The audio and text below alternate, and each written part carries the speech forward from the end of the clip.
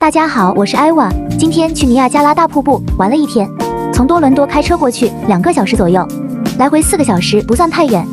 今天是阳光明媚的一天，来尼亚加拉大瀑布玩的人很多。